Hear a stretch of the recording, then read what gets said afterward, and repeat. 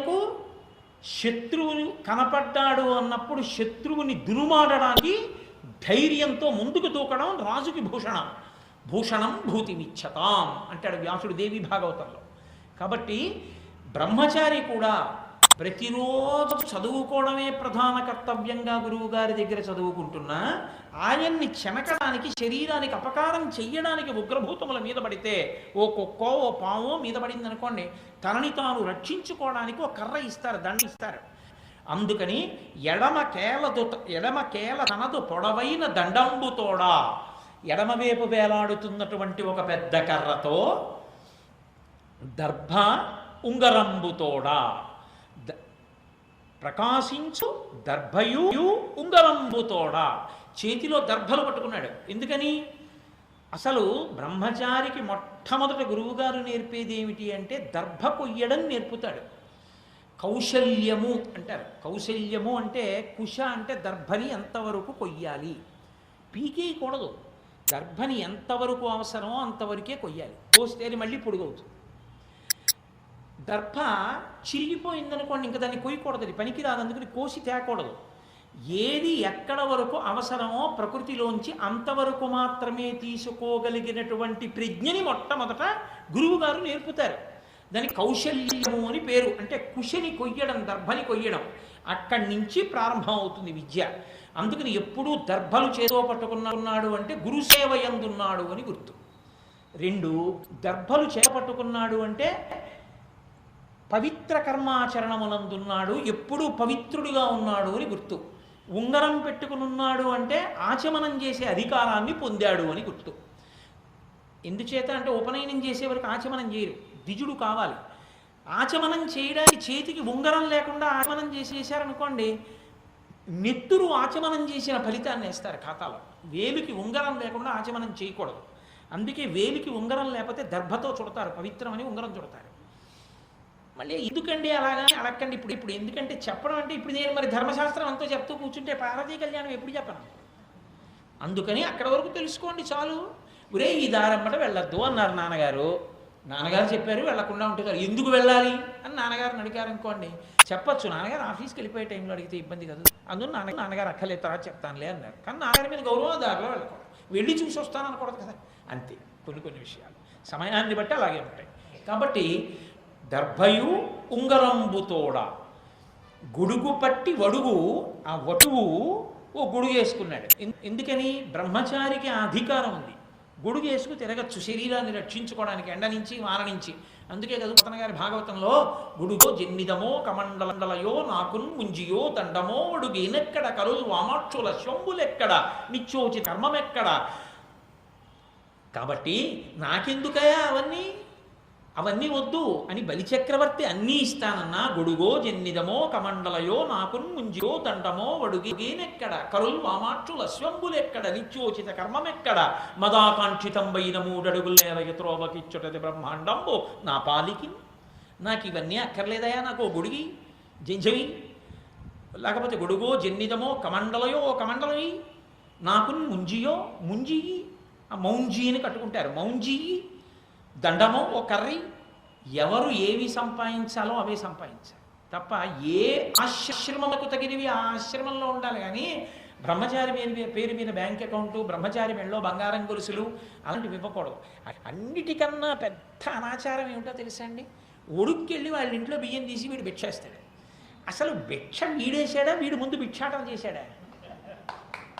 వీడికోటి బియ్యం లేవన్నమాట ఇంట్లో. అందుకని వీడు వాళ్ళ ఇంట్లో భిక్షం వీడు అడిగి ఆ పళ్ళను వీడు తీసుకున్నాడంటే వీడు ముందు దొంగతనం చేసి బ్రహ్మచారికి భిక్ష. వీడు నిజంగా భిక్ష వేయాలంటే ఏం చేయాలి? ఓ కవర్లో డబ్బెట్టి వేస్తారు. బ్రహ్మచారికి డబ్బు ఎందుకు? బ్రహ్మచారికి అవి కాదు ఇవ్వవలసింది. నీకు ప్రేమ ఉంటే, నిజంగా వెయ్యాలంటే ఉపనయనానికి వెళ్ళేటప్పుడు ఓ 1/4 కిలో బియ్యం పట్టుకెళ్ళి మీ ఇంటి నుంచి అన్ని బట్టలు సర్దుకుంటావు, 36 చీరలు 76 పంచులను, ఇక 1/4 కిలో బియ్యమే పెట్టుకోలేవా? పట్టుకెళ్ళి 3 గుప్పెళ్ళు బియ్యం నీ ఇంట్లోవి వేయి. ఈ ఆచారం వేసి ఓ యజ్ఞోపవీతం వేయి, ఓ కమండలం వేయి, ఓ ఉద్ధరిని వేయి. అవి పనికొచ్చేవి బ్రహ్మచారికి. అంతే బ్రహ్మచారిగా వాడిలా ప్రవేశించాడో లేదో వాడిని పాడేసేవన్నీ వేసేస్తాడు. వాడికి డబ్బేసేసి, వాడికి ట్రావెలర్స్ చెక్స్ వేసేసి, వాడికి మెళ్ళో బంగారం గొలిసేసేసి ఇంకేం బ్రహ్మచారి వాడు. అవన్నీ వెయ్యరు బ్రహ్మచారి. ఏ ఆశ్రమమునందు ఏది దానం చెయ్యాలో అది మాత్రమే దానము చెయ్యాలి. అందుకే పాత్రత నెరిగి దానము అనడానికి కారణం అదే. పాత్రతని బట్టి ఇవ్వాలి, కానీ అపాత్రునికి ఇవ్వకూడదు. వెళ్ళిపోని ఇబ్బంది తీసుకొస్తుంది. కాబట్టి మహానుభావుడు బ్రహ్మచారిగా వచ్చినప్పుడు ఇన్ని జాగ్రత్తలు తీసుకుని గొడుగు వేసుకుని వటువు రూపంలో వచ్చినటువంటి వాడు ఎవరు? నిజంగా బ్రహ్మచారి గాడు శూలి, మొట్టమొదటి గృహస్థ ఆయనే. కానీ బ్రహ్మచారి వేషం కట్టాడు. మనకు అలా కట్టడానికి ఉండదు. ఒక్కసారి బ్రహ్మచారి వేషం కానీ వదిలేశామా ఇక జీవితంలో మళ్ళీ ఒక్కరోజు కూడా బ్రహ్మచారిగా అలా మళ్ళీ అలాంటి వేషాలు కట్టి 3 పోగుల జంజాలు వేసుకోకూడదు. పరమేశ్వరుడు ఒక్కడికి చెల్లింది అలా. కాబట్టి ఆయన ఆ గొడుగు పట్టి శూలి చనియే మంచుకొండ చూలి కడకు తపస్సు చేస్తూ అపర్ణాదేవిగా ఘోరమైన తపస్సులో ఉన్న పార్వతీదేవి దగ్గరికి బ్రహ్మచారి రూపంలో ఉన్నటువంటి పరమశివుడు వెళ్ళాడు. ఏమీ తెలియని వాళ్ళే అడిగాడు ఆ చెలికల్ని, పార్వతీదేవిని, ఎందుకమ్మా ఇంత ఘోర తపస్సు చేస్తోంది ఈవిడ, ఏం కావాలి ఈవిడికి అని అడిగాడు. ఆ చెలికెత్తెలు ఆ పార్వతీదేవి చెప్పారు, అయ్యో మా చెలి గురించి నీకు తెలియదు, హిమవత్పుత్రి హైమవతి, ఈమె పరమశివుణ్ణి భర్తగా పొందాలని ఇంత ఘోరమైన తపస్సు చేస్తోంది, అపర్ణగా మారి ఆకులు తినడం కూడా మానేసి. అనగానే ఆయన అన్నాడు, అన్న ఎంత తప్పు చేశావమ్మా అన్నాడు. పార్వతీదేవి అంది, అయ్యో ఏమిటి అంత తప్పు జరిగిందా, ఏ తప్పు జరిగిందంది. నీకు శివుడి గురించి తెలుసా సరిగ్గా అన్నాడు. నాకు తెలియకపోవడం ఏమిటి, మహానుభావుడు పరమేశ్వరుడు, అందుకనే ఆయన గురించి తపస్సు చేస్తున్నాను భర్తగా పొందాలని. అంటే ఆయన అన్నాడు, ఎవరు చెప్పారు నీకు శివుడు అంత గొప్పవాడని? తరలాక్షి అతడు ధనవంతుడందుమా కోరివేడిన కాని కూడు లేదు. అయ్యి బాబోయ్, నిజంగా ఎలా తీసుకొచ్చారో పోతన గారు అనిపిస్తుంది. కొంత స్కాందం, కొంత మహాపురాణం, కొంత వీరభద్ర విజయం ఇన్నింటి నుంచి కలిపి తీసుకొస్తున్నాను నేను. అందుకని తరలాక్షి అతడు ధనవంతుడందుమా కోరివేడిన కాని కూడు లేదు, చిన్నారులలో చిన్నవాడందుమా ఏనాటి వాడో ఎరుకలేదు, ఆకారమున అతడు భలె మేటి ఎందుమా ఆకారమిటిదో అరయరాదు, కులగోత్రములు 2 కనుగొందమందుమా తల్లిదండ్రులెప్పుడు ధరణి లేరు. చిలియా ఒంటివాడు దేవుండు చూడటే, మాయచేతో కపట మంత్రములను మగువ నిన్ను ఎట్లు మరగించుకున్నాడో నీకు తగినవాడు కాడు కాడు అన్నాడు. అసలు నిజంగా మాట్లాడుతున్నట్టు పడిందండి పద్యం పోతన గారికి, మహానుభావుడికి. శివభక్తి తత్పరుడు, అందుకు పడింది అలా. ఆయన తరలాక్షి అతడు ధనవంతుడందుమా కోరివేడిన కాని కూడు లేదు. ఆయన ఏం ధనవంతుడు అనుకుంటున్నా ఏంటి, ఇంట్లో తినడానికి కూడా తిండి ఉండదు. తెల్లవారు లేస్తే అందరిళ్ళ ముందుకి వెళ్ళి భవతి భిక్షాందేహి అంటాడు. భిక్షాటనమూర్తి అని ఆయనకు అదొక పెద్ద స్వరూపం. ఆ భిక్షాటనమూర్తిగా నిలబడతాడు. చెన్నైలో అయితే కపాలేశ్వర స్వామి వారిని ఓ గుడి కూడా ఉంది. కాబట్టి భిక్షాటన చేస్తుంటాడు. భిక్షాటన చేస్తే కానీ తినడానికి కూడే లేదు, అచ్చ తెలుగు మాట. తరలాక్షి అతడు ధనవంతుడదుమా కోరివేడిన కాని కూడు లేదు, చిన్నారులలోన చిన్నవాడందుమా ఏనాటి వాడకో ఎరుకలేదు. పోన్లే కూడు లేకపోతే ఏం చాలా అందగాడు, చాలా చిన్నాడు, మంచి యవ్వనంలో ఉన్నాడు అందామా. ఆయన డేట్ ఆఫ్ బర్త్ ఎవడికి తెలియదు, అంత పెద్దవాడు, అంత ముసిలివాడు. మహిమ్నా స్తోత్రం చేస్తూ పుష్పదంతుడు అంటాడు, నమో నీధిష్టాయ ప్రవిధవదవిష్టాయ చ నమో, నమో క్షోధిష్టాయ స్మరహర మహిష్టాయ చ నమో, నమో నమో వర్షిష్టాయ త్రణయన అవిష్టాయ చ నమో, నమః సర్వస్మైతే చదిగమితి శర్వాయ నమః అంటాడు. బాగా దూరంగా ఉండేవాడు ఆయనే, బాగా దగ్గరగా ఉండేవాడు ఆయనే, బాగా ఆయనే, బాగా యవనంలో ఉన్నవాడు ఆయనే. అన్ని విరుద్ధాలు ఆయనే ఉంటాయి. కపర్దిని ఆయనే, వ్యుక్తకేశాయ చ ఆయనే. కాబట్టి అమ్మ పోనీ ఏమైనా చిన్నపిల్లాడు యవనంలో ఉన్నాడు అనుకుంటున్నా ఏంటి పార్వతి? అలా యవ్వనంలో ఉన్నవాడు ఏం కాదు, ఎప్పుడు పుట్టాడో ఎవరికి తెలియదు. అంత ముందు పుట్టి కూర్చున్నవాడు అంత వృద్ధుడు, అతను ఎందుకు నీకు? చిన్నారులలోన చిన్నవాడందుమా ఏనాటి వాడుకో ఎరుకలేదు, ఆకారమున అతడు భలె మేటి ఎందుమా ఆకారమెట్టిదో అరయరాదు. పోనీ మంచి ఆకారం, అబ్బా ఎంత చక్కగా ఉంటాడో అందామా, అసలు ఆయన ఆకారం ఏమిటో ఎవరికి తెలియదు. ఎందుకని? రూపం ఉన్నవాడందామా చెప్పడం కుదరదు, రూపం లేనివాడందామా మధ్యలో రూపం ఉంది, రూపరూపి శివలింగం ఉంది.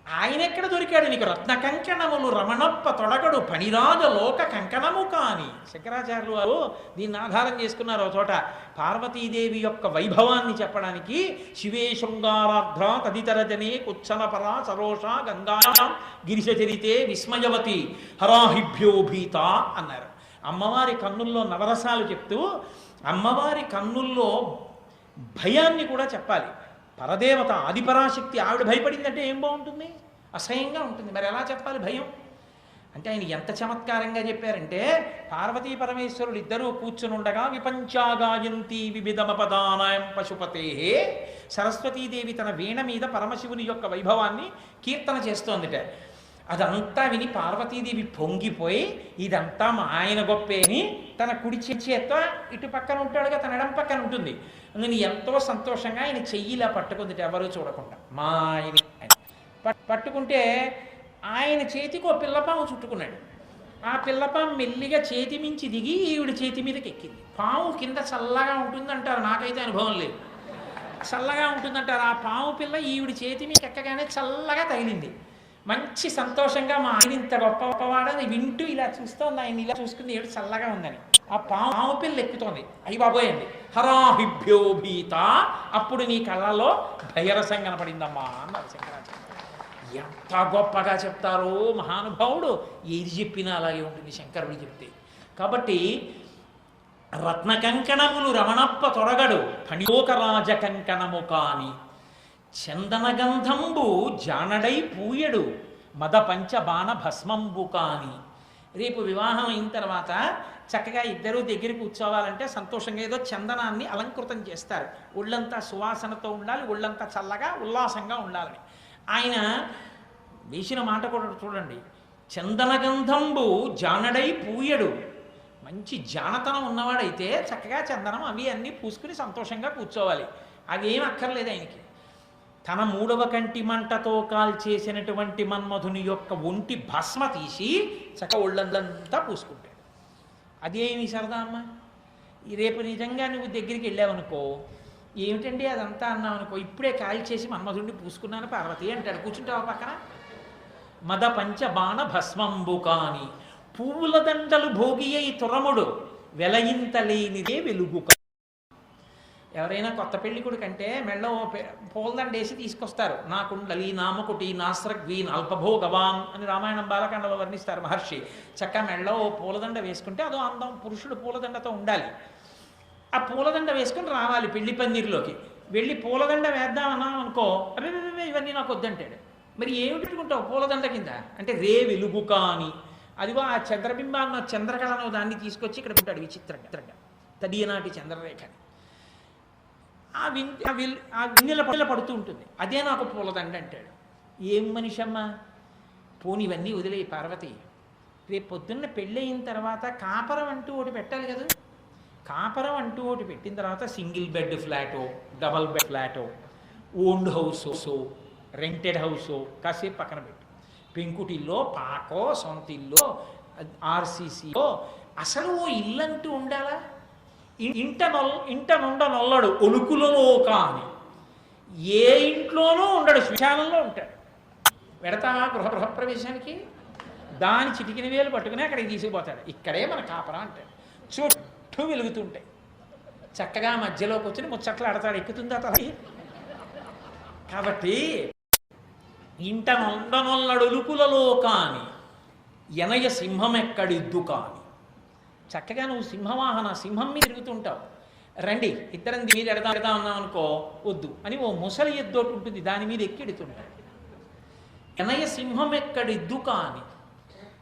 ఏమమ్మా నాకు తెలియకడుగుతాను, చెలియా చెప్పుటకు సిగ్గయ్యడిది. నాకు చెప్పడానికి నిజంగా సిగ్గేస్తోంది, చెప్పలేకపోతున్నాను. వెర్రి అనగా ఎప్పుడూ శివుడే. వినవే చెప్పుమా. లోకంలో వెర్రాడు అన్న మాటకి పర్యాయపదం ఎవరో తెలుసా? పరమశివుడే. ఇది బాగా విను. ఎవరైనా నిన్ను వెర్రాడంటే ఎవరండి అని అడిగితే శివుడే అని చెప్పు. అంతేకాని శివుడిని పెళ్లి చేసుకుంటానంట. పెళ్లి చేసుకోవడం ఏమిటి, దానికి మళ్ళీ తపస్సోటే బాబా ఇది ఎక్కడ కూడా అన్నాడు. నేను ఎన్ని చెప్పను, అలా చెప్తూ పెడితే ఎప్పటికీ పూర్తి చేయను పార్వతీ కళ్యాణం కనుక ఆయన ఇలా ప్రసంగం చేశాడు.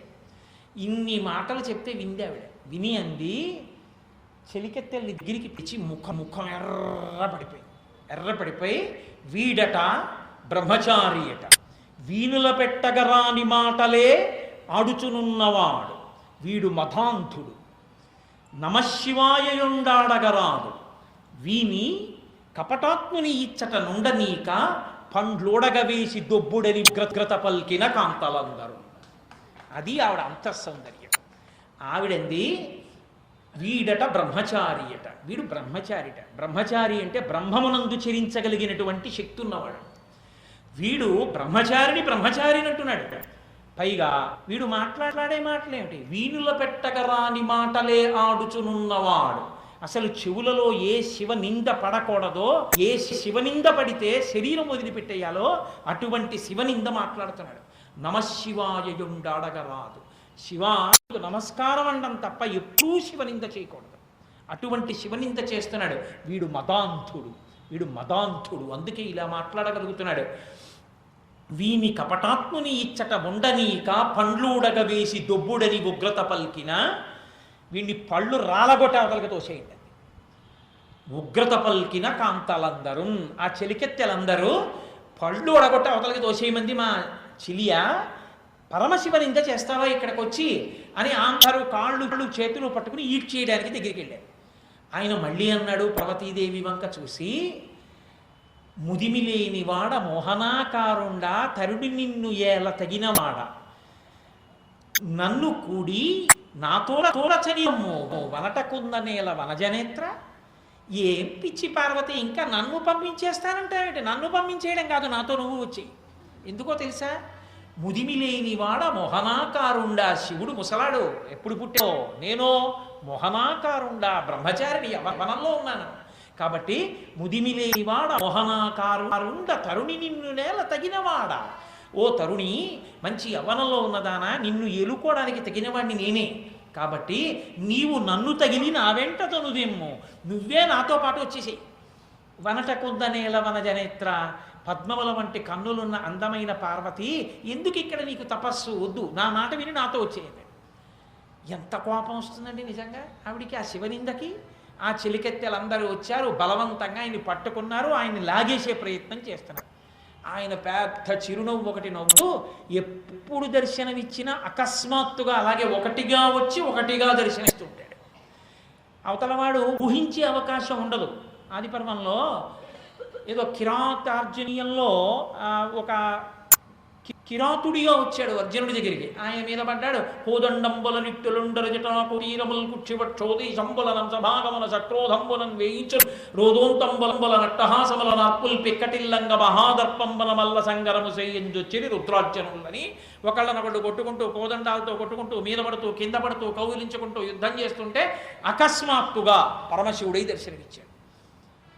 నేను అదంతా ఇప్పుడు చదివితే చాలా సమయం పడుతుంది, కానీ అప్పుడు కదా పొంగిపోయాడు అర్జునుడు. శ్రీకంఠలోకేశ లోకోద్భవస్థాన సంహారీ మురారి ప్రియా చంద్రధారి మహేంద్రాది బృందారకానంద సందోహ సంధాయి పుణ్యస్వరూప విరూపాక్ష దక్షాద్బద్ధం చకాదేవ నీదైన తత్వంబు భావించి బుద్ధి ప్రధానంబు కర్మంబు విజ్ఞానం అధ్యాత్మయోగంబు సర్వక్రియాకారణంబు నానా ప్రకారంబులన్ బుద్ధిమంతులు విచారించుట నిన్ను భావింతు ఈశాన సర్వేశ్వర సర్వసర్వజ్ఞ సర్వాత్మక భావా భవానీపతి నీవు లోకత్రయీ వర్తనంబుల్ మహావాయు ఖాతాగ్ని సోమార్కతోయంబులంజేతి సంసార చక్రక్రియా యంత్రవాహుండ వైతాది దేవాదిదేవ మహాదేవ అత్యంత యోగస్థితిన్ నిర్మల జ్ఞాన దీప ప్రభాజ్వాల విధ్వస్త నిస్సార సంసార మాయాంధకారుల్ జితక్రోధ రాగాది దోషుల్ ఇంద్రుల్ యత పంకేరు హత్యాన డిండీర ధారానుభూతించనా తృప్తులైరవ్యయా భవ్యసేవ్యా భవా భర్గ భట్టారక భార్గవాగచ్చ కుత్సాది నానాముని స్తోత్ర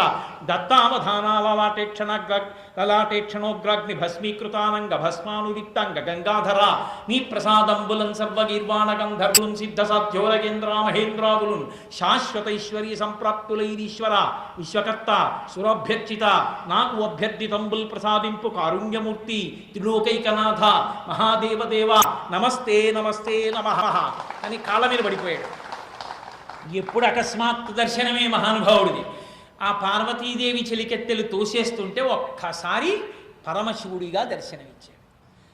నేను నిన్నటి రోజున మీతో మనవి చేశాను, పరమేశ్వరుడు అనురక్తుడయ్యేటట్టు చేసింది అంటే అమ్మవారు బాహ్య సౌందర్యముతో చెయ్యలేదు. అమ్మవారు అలా చేసింది అంటే కేవలము అంతఃసౌందర్యంతో కట్టి పడేసింది పరమేశ్వరుడిని. అందుకే ఆవిడికి ఒక పేరుంది. ఆ తల్లి ఎప్పుడూ కూడా భర్తని తనకి చెప్పకుండా ఏదీ చెయ్యలేనటువంటి స్థితిలో నిలబెట్టింది ఆవిడ. అలా ఎందుకు నిలబెట్టింది అంటే భయించేత కాదు, స్వాధీన వల్లభ, భర్తని స్వాధీనం చేసుకున్నది అని పేరు. అయ్యి బాబాయ్ దానికి తెలియకుండా చేస్తే ఇంకేం లేదు, ఇంటికి వెళ్ళిన తర్వాత అన్నం ఉండదని భయపడిపోయి కాదు పరమశివుడు. ఆమెకి చెప్పకుండా నేను ఎలా చేస్తాను, నన్నంత అనువర్తించే భార్య అని ఆవిడికి చెప్పకుండా లోకానికి కూడా చెప్పడం. లోకానికి పనికొచ్చేది ఆవిడే అడుగుతుంది. కేనోపాయేన లఘునా శ్రీరామ రామ రామే తిరమే రామే మనోరమే సహస్రనామ తత్తుల్యం రామనామరాననే అన్నీ పార్వతీదేవికే చెప్తాడు. అందుకే కదా శ్రావణ శుక్రవారం కథ దగ్గర నుంచి అన్ని పార్వతీదేవి అడుగుతుంది, పరశివుడు చెప్తాడు. కాబట్టి అంతగా అనుగమించిన తల్లి అంతఃసౌందర్యంతో పరమేశ్వరుణ్ణి వశం చేసుకుని కాముణ్ణి కాల్చిన వాడి చేత కంఠంలో మంగళసూత్రం కట్టించుకుంది. అది మా తల్లి గొప్పతనం. ఆయనకి కామం కలిగేటట్టు చెయ్యడము అంటే బాహ్యమైన కామం కాదు, అది కామేశ్వరుడిగా మార్చడం.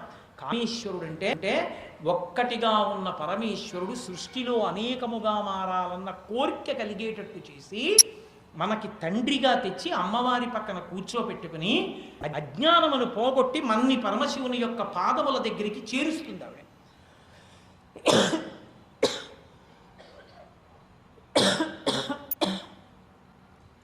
అంతటి వైభవం ఉన్న తల్లి కాబట్టి ఆమె శివసుందరి, పరమేశ్వరునికి మాత్రము ఇల్లాలు. ఆమె రూపము పరమశివునికి మనోరంజకత్వము, మనకో జగజ్జనని అఖిలాండేశ్వరి తల్లి మాత ఆదిపరాశక్తి తప్ప లోకంలో మిగిలిన వాళ్ళు ఎవరైనా సరే నేను మొగాణ్ణి అన్న ఆలోచనతో అమ్మాయి వంక చూస్తే ఆవిడ కన్ను ఎర్రబడుతుంది అని చెప్పారు రాజాలు వారు. శివే శృంగారార్ద్ర తదితరజనే కుచ్చనపరా. అందుకే అమ్మవారి దగ్గర నిలబడినప్పుడు అమ్మా నేను నీ కొడుకునమ్మా అని నిలబడాలి. అటువంటి తల్లి పరమశివుణ్ణి వశం చేసుకుంది. ఇప్పుడు ఆయన ఎంతో ప్రీతి చెందాడు. దేనికి?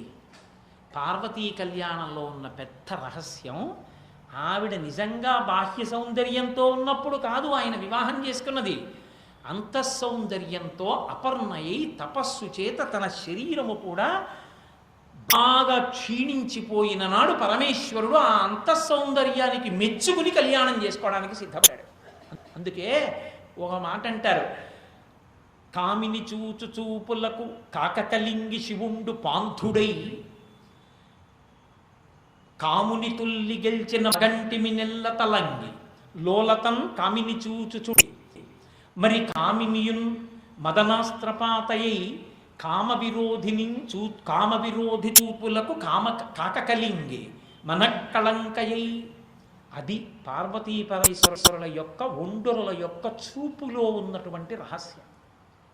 అది సుముహూర్తానికి మనవాళ్ళు కూడా పాటిస్తారు. జీలకర్ర బెల్లం పెట్టుకుని ముందు చూసేటటువంటి చూపులే సుముహూర్తంలో చూసుకున్న చూపే వాళ్ళ జీవితంలో సమస్త అభ్యున్నతికి కారణమవుతాయి.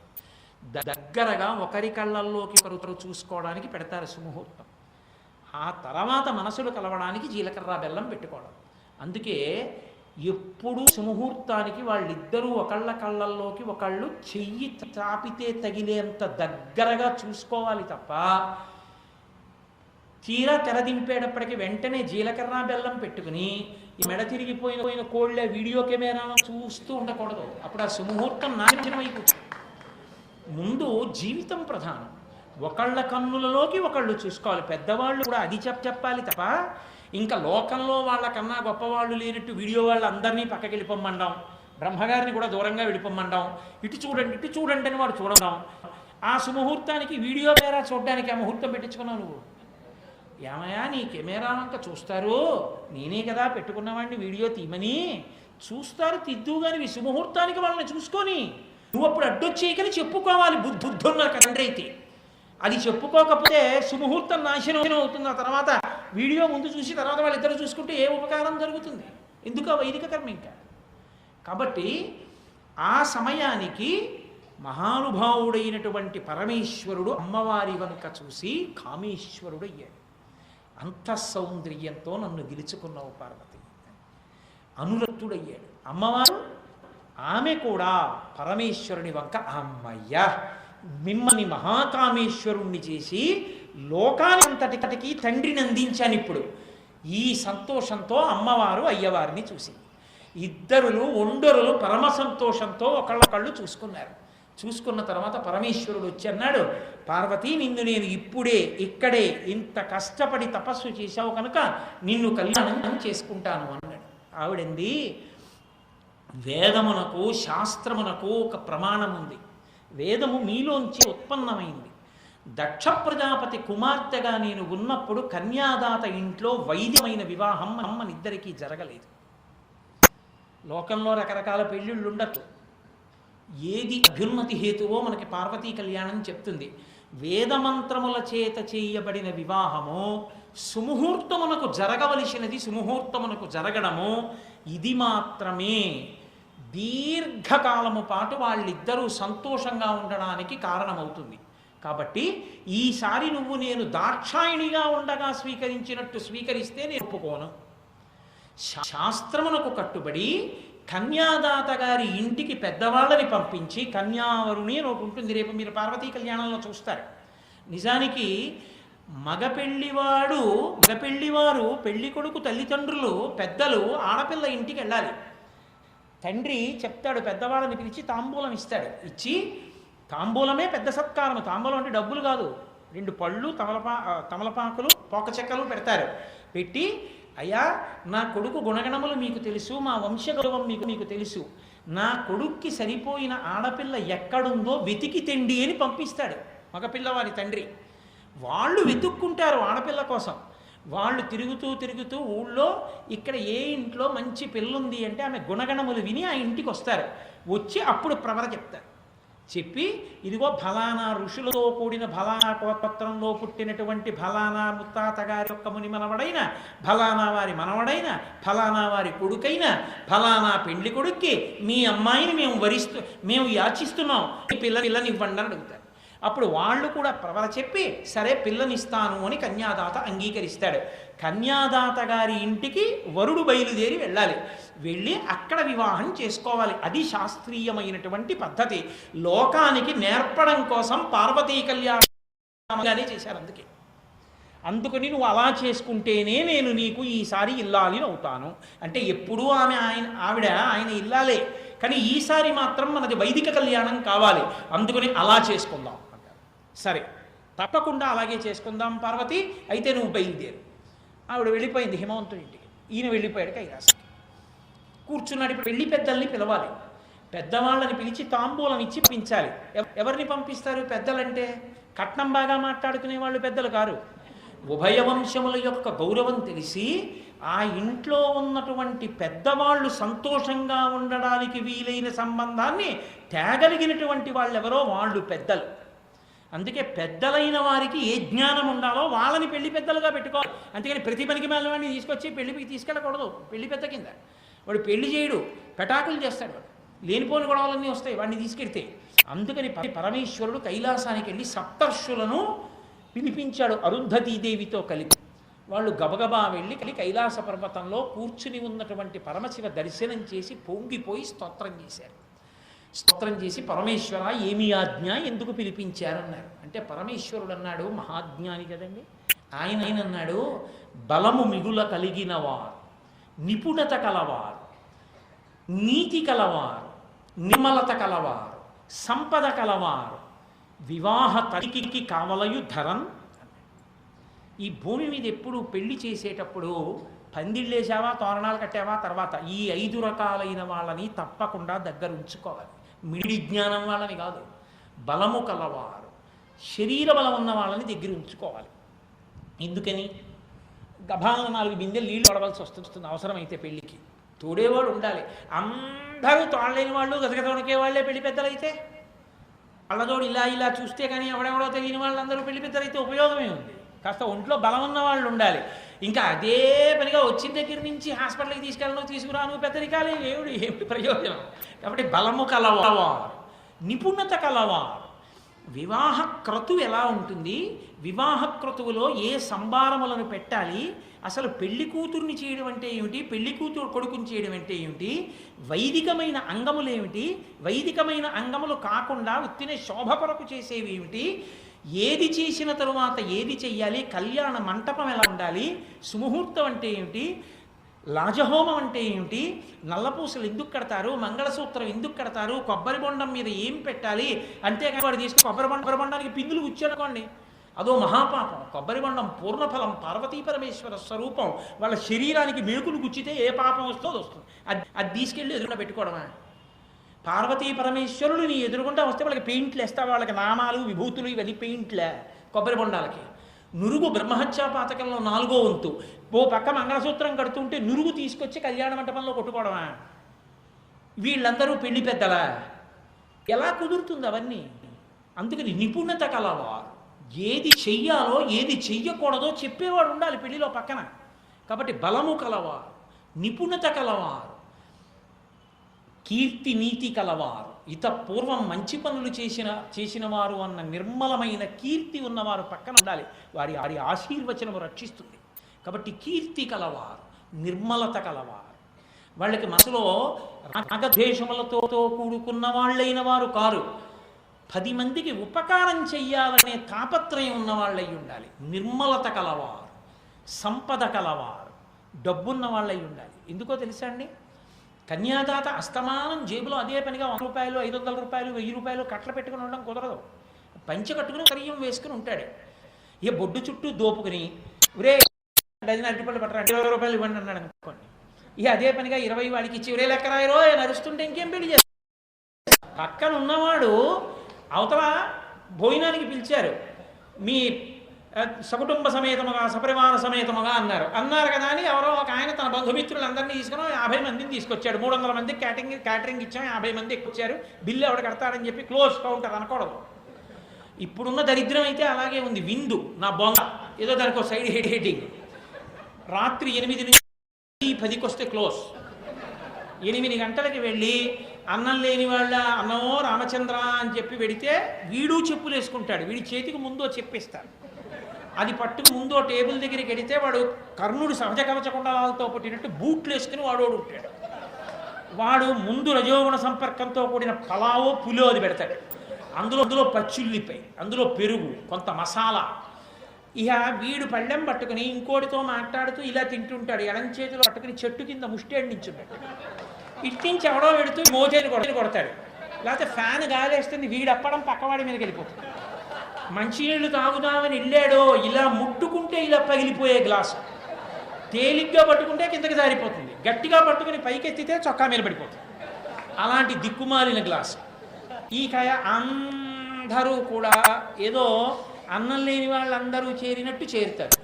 చేరి వీళ్ళందరూ నిలబడి తింటూ చేతులు ఉనికిపోతూ వెళ్ళలు కాక ఇంత తప్పించుకొని పులుసు పోయమంటే పాపం వచ్చి 2 గరిట్లు పోసాడో అది గోదావరి ఆనకట్ట దిగినట్టు మీదగా ప్రవహిస్తూ ఉంటుంది. పక్క వాళ్ళు అసహించుకుంటారు.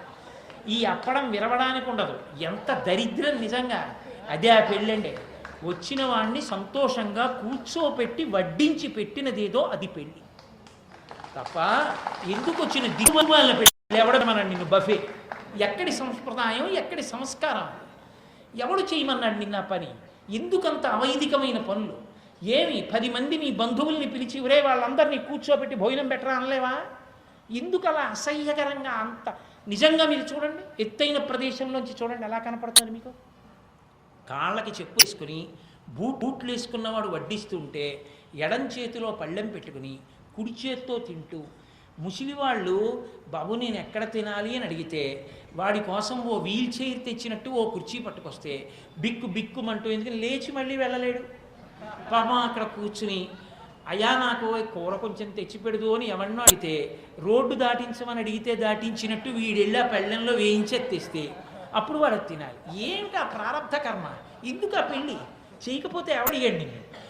హాయిగా నువ్వు మీ ఆవిడ పిల్లలు తినండి, చక్కగా పెళ్లి చేసుకోండి. ఆ తర్వాత పిల్లవాడిని అక్షతలు వేసి వెళ్ళిపోతాం, ఆశీర్వచనం చేసి ఏమీ గొడవలేదు, వీరభద్రరావు ఇంట్లో భోజనం పెడతారు, గొడవలేదు.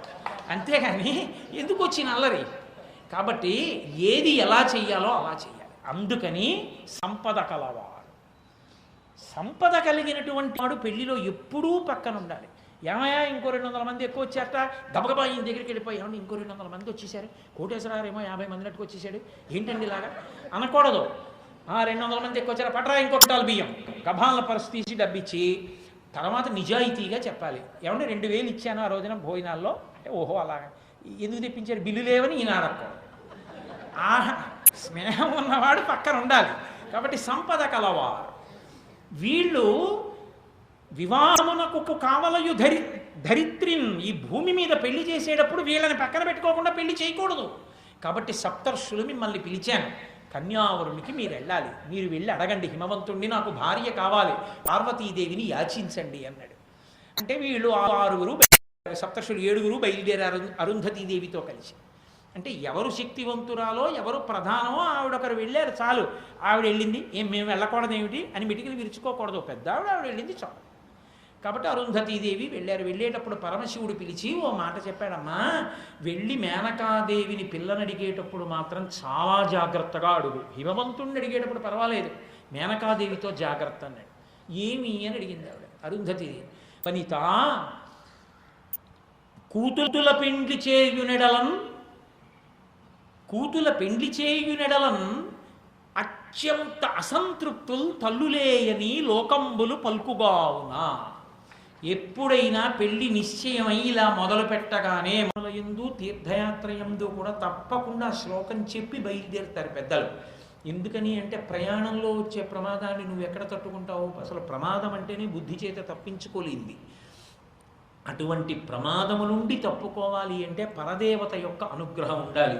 అందుకే సర్వదా సర్వదేశేషు పాతుత్వాం భువనేశ్వరి మహామాయ జగద్ధాత్రి సచ్చిదానందరూపిణి అన్న శ్లోకంతో నమస్కారం చేస్తారు.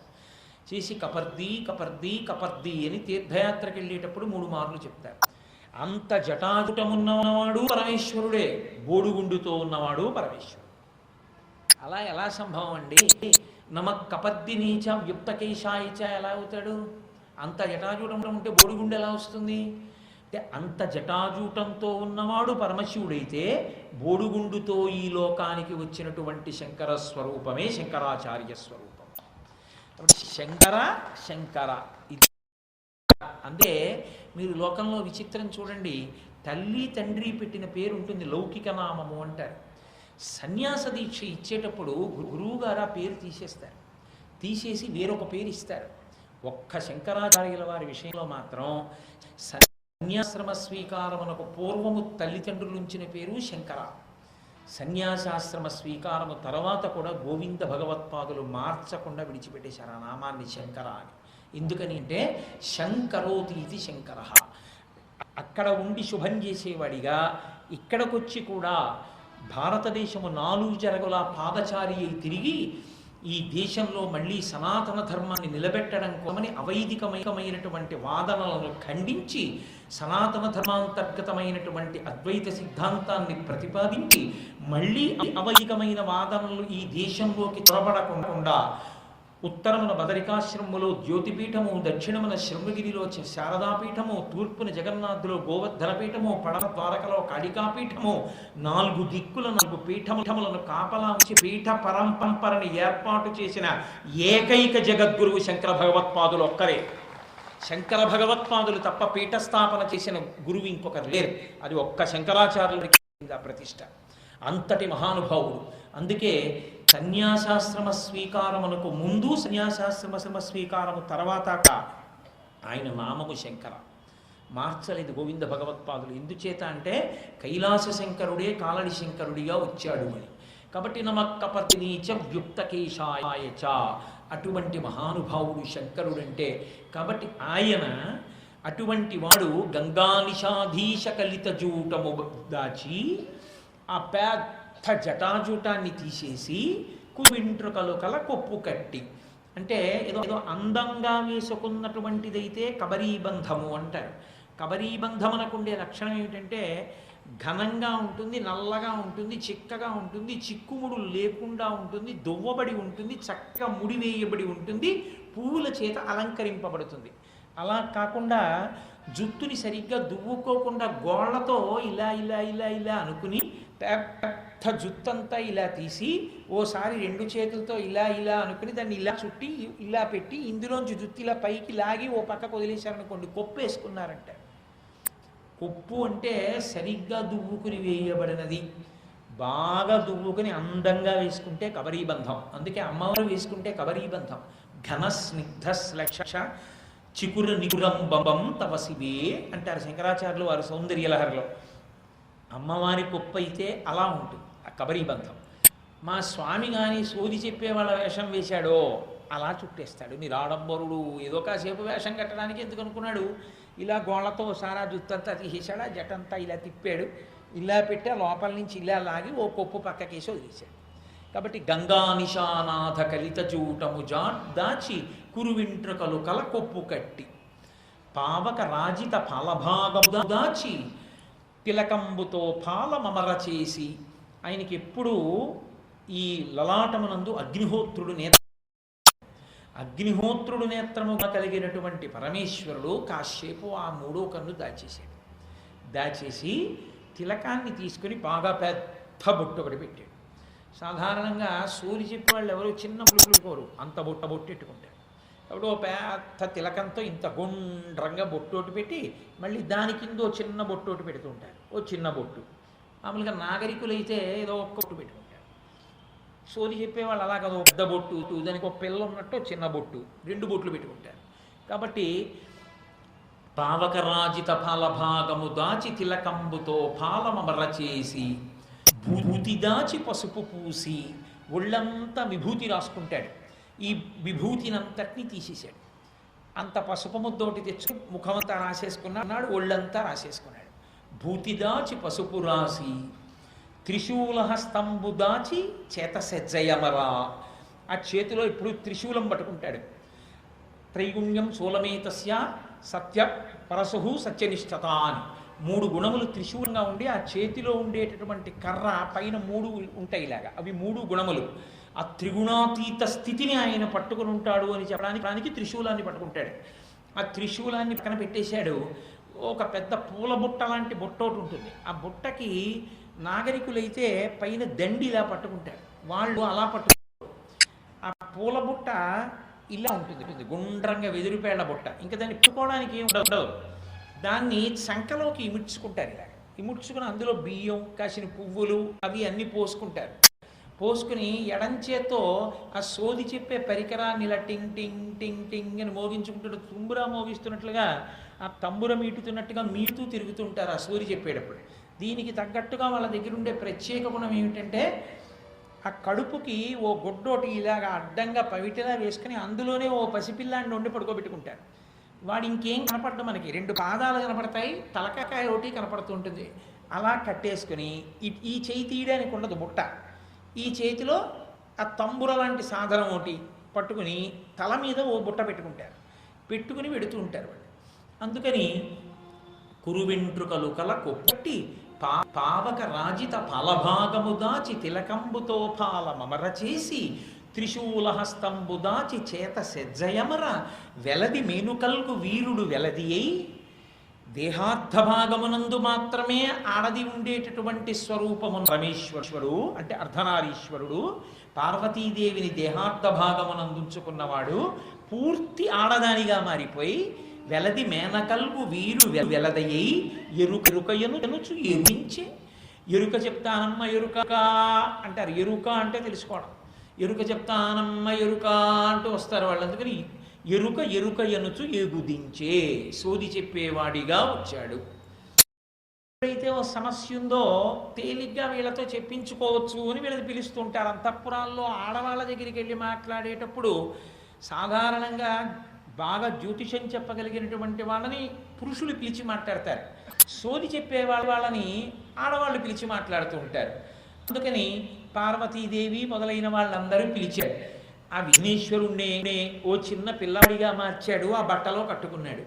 లోపలికి వెళ్ళాడు. ఆ వెండి పళ్ళెమోటి తెప్పించాడు, దాని నిండా ముత్యాల రాశి పోయించాడు. మరి మిగిలినటువంటి ఇళ్లల్లోకి వెళ్ళారనుకోండి, ఏదో పళ్ళెమోటి పెట్టి ఆ పళ్ళెంలో బియ్యం తీసుకొచ్చి రాశి కింద పొయ్యమంటారు. రాశి కింద పొయ్యమని వాళ్ళ దగ్గర ఒక దండం ఉంటుంది, కర్ర. అవి ఆ బియ్యాన్ని ఇలా ఇలా చేతితో పిసికి 3 రాసులు చేస్తారు. చేసి అప్పుడు ఆ కర్ర తీసి ఓ రాశి మీద పెట్టి ఎవరికి సోది చెప్తున్నారో వాళ్ళ చెయ్యి పట్టుకుని ఇప్పుడు నీ మనసులో కోరిక చెప్పమని సోది చెప్పడం మొదలు పెడతారు. అందుకని ఆ విడి పళ్ళెములోని పండు ముత్యముల గద్దె కొలది చూచి కరము చాచి ముత్యములను పిసికి 3 రాసులు చేసి మధ్య రాసి ఎందు మనసు నిలిపి ఆ వెండి పళ్ళెల్లో ఉన్నటువంటి బియ్యానికి బదులుగా ముత్యాలన్నిటినీ ఏదో 3 రాసులు చేశాడు, 3 పోగుల కింద వాటిని ఇలా ఇలా నలిపాడు. మధ్యలో ఒక రాశి పోశాడు, ఆ రాశి మీద కర్ర పెట్టాడు. కర్ర పెట్టి ఇంకక్కడి నుంచి నేను నీకు ఎరుక చెప్తానమ్మా అని ఎరుక మొదలెట్టాడు. తాంబూల చర్వణం చేస్తూ చెప్తారు వాళ్ళ దగ్గర, అదో గమ్మత్తు, ఎప్పుడు తాంబూలం తింటూ చెప్తూ ఉంటారు. కాబట్టి ఆ ఎరుక మొదలుపెట్టి ఆవిడితో మేనకాదేవితో చెప్తున్నాడు. కువలయలోచన కొన్ని దినంబులు కొండల రాజింట నుండగలదు అంటే పద్యం యొక్క స్థాయిలోకి తీసుకొచ్చారు దాన్ని. మామూలుగా స్టోరీ చెప్పేటటువంటి వాళ్ళు ఇటువంటి ప్రక్రియలో మాట్లాడరు. ఏదో స్వామి కైలాసపతిగా నెలకొన్నవాడా, ఆది పరాశక్తిని చేకొన్నవాడా, గేదాలు బొమ్మన్నకి చిన్నవాడా, పాదైన పెనుగొంట పట్టిన్నవాడా, స్వామి శ్రీయప్పతిగా నెలకొన్నవాడా, శ్రీ మహాలక్ష్మిని చేకొన్నవాడా, కంచి కామాక్షి కాశీ విశాలాక్షి మధుర మీనాక్షి బెజవాడ కనకదుర్గమ్మ పలుకీయరే మంచి పలుకీయరే తల్లి పలుకీయరే, ఎడమ చెవి చూపితే బుర్రోడు అనుకో, గడ్డాన్ని చూపితే బుర్రిదే అనుకో, సోది చెప్తానే అమ్మ, నీ సమస్య ఏమిటో నాకు తెలిసే అమ్మ అని ఆ భాషలో మాట్లాడతారు. కానీ ఇప్పుడు దాన్ని పద్యభాగంగా తీర్చిదిద్దారు. అందుకని కువలయలోచన కొన్ని దినంబులు కొండల రాజింట నుండగలదు, ఉండి వనంబునకు ఉవిదతో కూడిచని శివునకై తపమర్తి చేయగలదు, తపమర్ది చేసిన తలలాక్షి నినుగూర్చి మీనాంక వైరియు మెచ్చగలడు, మిచ్చి సంభావించి నీ తండ్రి ఇంటను విభవముతో నిను పిండ్లి ఆడగలడు, పిండ్లి ఆడి ఈశ్వరుని అర్థాంగలక్ష్మివై సకల భోగ రాజ్య సంపదలు పొంది 6 మొగముల వాని చూచుచు మోదమన నుండగలవు ఓ ధవల నేత్ర అన్నాడు. పరమశివుడిగా ఆయనకి తెలియంది ఏముంటుందండి? అమ్మకి మాత్రం తెలియదా జరగబోయే విషయం? ఈశా సర్వ విద్యానాం ఈశ్వర సర్వభూతానాం బ్రహ్మాధిపతి బ్రహ్మణోధిపతి బ్రహ్మా శివోమే అస్తు సదాశివోం, ఆయనకి తెలియంది ఉంటుందా? అందుకని ఆయన అన్నాడు, కువలయలోచన కొన్ని దినంబులు కొండల రాజింట నుండగలదు. ఈ పద్మముల వంటి కన్నులు కలిగిన ఈ పిల్లుందే, ఈమె కొద్ది కాలమే ఉంటుంది అంతఃపురంలో ఉండి, ఆ తర్వాత ఈ కొండలరాజు ఇంట్లో కొంతకాలం కాలక్షేపం చేసిన తర్వాత ఉయిదతో కూడియు వనంబునకేగి శివునకై తపమర్తి చేయగలదు. ఈమె కొంతమంది చెలికెత్తెలు తీసుకుని అరణ్యానికి వెళ్ళిపోతుంది. వెళ్ళిపోయి అరణ్యంలో పరమేశ్వరుడి గురించి ఘోరమైనటువంటి తపస్సు చేస్తుంది. ఆ తపస్సుకి మెచ్చినటువంటి వాడై తపమర్ది చేసిన తరలాక్షి నిన్నుగూర్చి మీనాంక వైరియు మెచ్చగలడు. మీనాంక వైరి అంటే మీనము చేప తన ధ్వజం గుర్తుగా ఉన్నవాడు మన్మధుడు. ఆ మన్మధుడికి విరోధి పరమశివుడు. ఆ పరమశివుడు కూడా నిన్ను మెచ్చుకుంటాడమ్మా అని పరమశివుడే సోది చెప్పేదల్లా చెప్తున్నాడు. కాబట్టి తరళాక్షి నినుగూర్చి మీనాంక వైరియు మెచ్చగలడు, మిచ్చి సంభావించి నీ తండ్రి ఇంటను విభవముతో నిన్ను పిండ్లి ఆడగలడు. నీ తండ్రి ఇంట్లోనే ఈసారి వివాహం జరుగుతుంది. కన్యాదాత గారి ఇంట్లోనే వివాహం జరగాలి. నిశ్చితార్థం మగ పెళ్లి వారి ఇంట్లో జరగాలి. కాబట్టి కన్యాదాత గారి ఇంట్లో పెళ్లి జరగాలి. కాబట్టి హిమవంతుని ఇంట్లో పార్వతీ కళ్యాణం జరుగుతుందమ్మా. ఎక్కడెక్కడ వాళ్ళు వస్తారమ్మా, హిమవంతుడు పునీతుడు అవుతాడు. కాబట్టి నీ తండ్రి ఇంట్లను నిన్ను పెండ్లి ఆడగలడు. పెండ్లి ఆడి ఈశ్వరుని అర్థాంగలక్ష్మివై సకల భువన రాజ్య సంపదలు పొంది పరమేశ్వరుణ్ణి వివాహం చేసుకుని పరశివుని యొక్క పరపురాణివై అన్ని భువనముల యొక్క నీవే పొందినటువంటి దానవై 6 మొగముల వాని చూచుచు నీ కడుపున ఒక కొడుకు పుడతాడమ్మా. ఆ కొడుకు పేరు ఏమొస్తుందో తెలుసా? ఆయన్ని షణ్ముఖుడు అని పిలుస్తారు. 6 ముఖములతో ఉన్న కొడుకుని కంటావు సుబ్రహ్మణ్యుడు. ఆ కొడుకు పుడతాడు. ఆ కొడుకు పుడితే ఆ పిల్లవాడి అందచందాలు చూసుకుని సుబ్రహ్మణ్యేశ్వర స్వామి ముమ్మూర్తుల ఆమె. అందుకే చూడండి, చిన్ని సుబ్రహ్మణ్యేశ్వర స్వామి వారి ముఖం చూస్తే ఓసారి ఇలా బొగ్గల పుణికి ముద్దెట్టుకోవాలనిపిస్తుంది. అమ్మ అందం అంతా వచ్చింది ఆయనకి. నేను కుమార సంభవం చెప్పడం కుదరగా వదిలిపెట్టేస్తున్నాను, కానీ అసలు కుమార సంభవంలో వచ్చిన మలుపులు ఎందుకు ఆయన అలా వచ్చాడు అన్నది వింటే ఆశ్చర్యంగా ఉంటుంది. మహానుభావుడు వాల్మీకి మహర్షి బాలకాండలో అంత గొప్పగా వర్ణించారు. అదంతా కాళిదాసు గారి ఏకంగా కుమార సంభవం అనంత అద్భుతమైనటువంటి గ్రంథాన్ని ఇచ్చాడు. కాబట్టి ఆయన మంత్రం కూడా అమ్మ పేరు మీదే ఉంటుంది, శరవణభవ. శరవణ తటాకంగా మారింది పార్వతీదేవి. ఆ తటాకంలోంచి పైకి వచ్చాడు కాబట్టి శరవణభవ. అది అమ్మ పేరు మీద ఉన్నటువంటి మంత్రం. ఆయన చేతిలో ఉండేటటువంటి శూలం కూడా అమ్మవారే శక్తి స్వరూపిడిగా ఉంటుంది. అందుకే పార్వతీ పరమేశ్వర సమాగమ స్వరూపమే సుబ్రహ్మణ్యేశ్వర స్వామి వారు. అంతటి శక్తివంతుడు మహానుభావుడు. అటువంటి సుబ్రహ్మణ్యుడు నీ కడుపున పుడతాడమ్మా. 6 మొగముల వాణి చూచుచు మొదముననుండగలవు ఓ ధవళనేత్ర.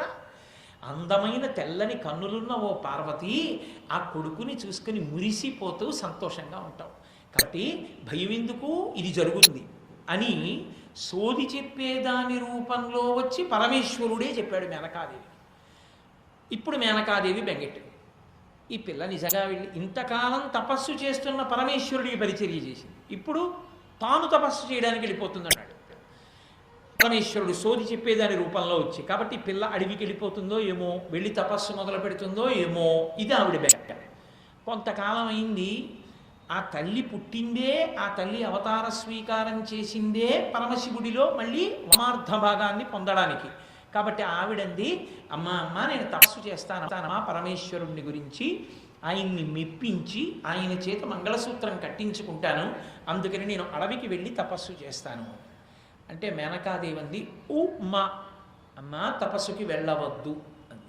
ఏమి తపస్సుకి వెళ్ళవద్దు అని ఎందుకు అనాలి అంటే, తపస్సు యందు ఈ శరీరమునకు సంబంధించినటువంటి స్ఫురణ ఉండదు. ఈ శరీరమునకు సంబంధించినటువంటి స్ఫురణ విడిచిపెడతారు. అది ఎంత ధ్యానమగ్నులవుతారంటే, శంకరులు ఒక చోట యోగరత్నావళి, అందులో యోగతారావళిలో వర్ణన చేస్తారు. ఆ ధ్యానమునందు నిలబడిపోయినటువంటి వ్యక్తిని చూసి ఆ పక్కన ఉన్నటువంటి తీగలు ముందు నమ్ముతాయి. నేను కదలకుండా ఇలా కూర్చున్నాను అనుకోండి, పక్కన ఒక బఠానీ తీగ ఇలా వస్తోందనుకోండి, చిక్కుడు తీగో, నేను కదలకుండా కూర్చున్నా అది మర్నాడు పెరిగినప్పుడు నన్ను పట్టుకోదు. దానికి తెలుసు, వీడు ఊపిరి ఉన్నవాడు, ప్రాణం ఉన్నవాడు, వీడు లేచిపోతాడరా, వీడికి అల్లుకోకూడదని నన్ను అల్లుకోదు. ఆ పక్కనున్న రాయినో లేకపోతే పుల్ల ముక్కనో వెదురు బొంగునో ఇంకొక చెట్టునో అల్లుకుంటుంది. ఆ తీగ ఇలా వేసి చుడుతుంది. ఎంత అందంగా చుట్టేసుకుంటుందో, మీరు ఇలా లాగితే తెగాలి తప్ప ఆ తీగ విడిపోతుంది. అంత గుండ్రంగా చుట్టేస్తుంది. ఎప్పుడు చుట్టేస్తుందో తెలియదు. మీరెళ్ళి కూర్చున్నా మిమ్మల్ని చుట్టుకోదు. బాగా తపస్సులోకి వెళ్ళిపోయాడు అని గుర్తు ఏమిటో తెలుసా అండి? గాత్రం యదామ మల్లతాహ పరివేషయంతి. ఆ తీగలు వచ్చి అల్లుకుంటాయి.